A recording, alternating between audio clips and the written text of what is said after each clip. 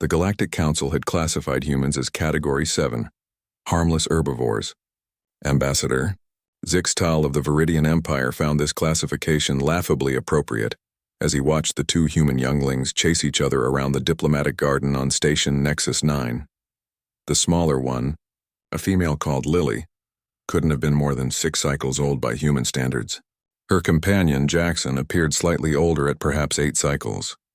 Both were diminutive creatures with soft, pale skin and bright eyes that sparkled with what Zixtal's cultural briefings had described as innocent curiosity. Quite adorable, aren't they? Dr. Sarah Chen, the human ambassador, smiled as she joined Zixtal at the observation deck. Jackson is my nephew, and Lily is the daughter of our chief engineer. They're excited to see an alien space station. Zixtal nodded politely, his forearms folded in the traditional Viridian gesture of agreement. Indeed, your species' offspring appear remarkably docile.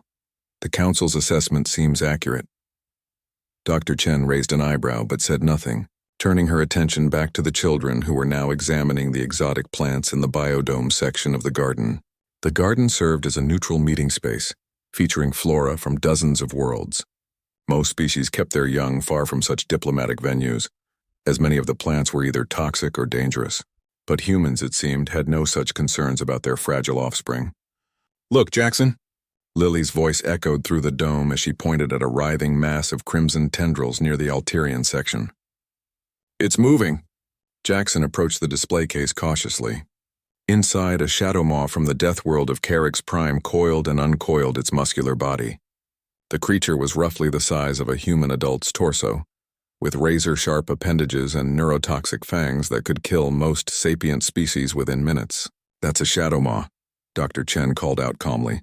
"Remember what we discussed about looking but not touching, kids?" Zixtal felt a flutter of approval. At least the human adult showed some sense of danger.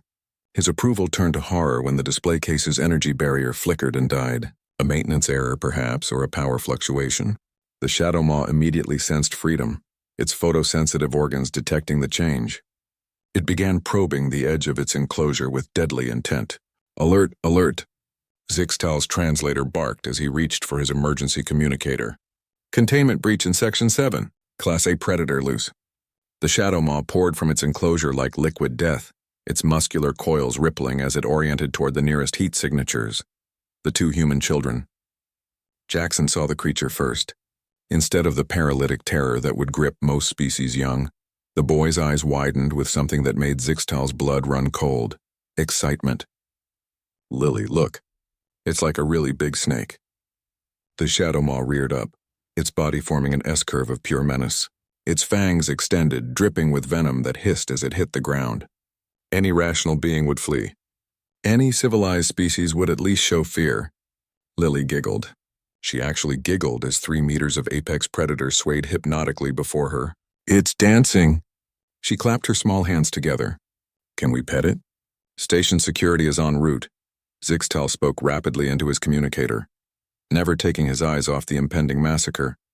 Estimated arrival 47 seconds. Too long, far too long. The shadow maw struck with lightning speed, its body uncoiling like a released spring. Zixtal closed his eyes, unable to watch the inevitable carnage. He opened them to the sound of more giggling. Jackson had somehow caught the creature mid-strike, his small hands wrapped around its body just behind the head. The shadow maw writhed furiously, its tail whipping through the air with enough force to shatter bone. "Wow, it's really strong!" Jackson laughed, adjusting his grip. "And warm. Feel this, Lily." Lily reached out and petted the creature's flank while it continued its desperate attempts to escape. "Oh, it's so smooth.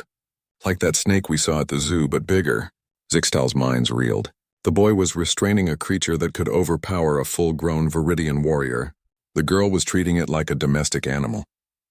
Neither showed the slightest sign of distress. "Jackson, what did I tell you about picking up animals without asking first?" Dr. Chen's voice carried a note of mild exasperation rather than terror. "Sorry, Aunt Sarah, but it looked like it wanted to play. It's probably scared, honey. Let's put it back in its home before someone gets hurt." Jackson carried the still writhing shadow maw back toward its enclosure, as casually as he might transport a house pet. Lily skipped alongside him, occasionally reaching out to stroke the creature's coils. "There you go." Jackson said gently, lowering the predator back into its habitat. Sorry we couldn't play longer. The shadow maw, perhaps too shocked by its experience to process what had happened, simply coiled in the corner of its enclosure and stared. Station security arrived moments later, weapons drawn and ready for combat. They found two human children examining a different display, completely unaware they had just manhandled one of the galaxy's most feared predators. Zixtal's legs gave out. He slumped against the observation railing, his forearms trembling as the implications crashed over him like a tidal wave. The humans weren't herbivores.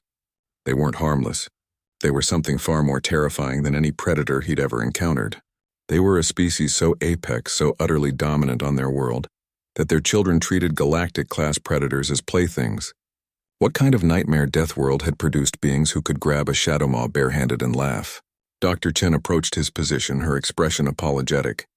I'm sorry about that, Ambassador. Children, you know, they haven't learned proper fear responses yet. Fear responses. Zixtal's translator struggled with the concept. What could possibly teach fear to creatures like these? Your world, he managed to whisper. What is it like? Dr. Chen smiled that innocent human smile. Oh, Earth? It's lovely. The children have been asking if they can see the petting zoo section next. I hope you don't mind if they interact with some of your gentler species.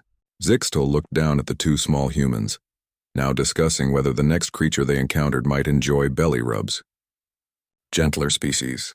The human had called his people a gentler species. As Jackson and Lily skipped toward the next exhibit, debating whether the tentacled horror from Proxima 7 might enjoy being tickled, Zixtal began composing an urgent message to the Galactic Council. The human classification needed immediate revision.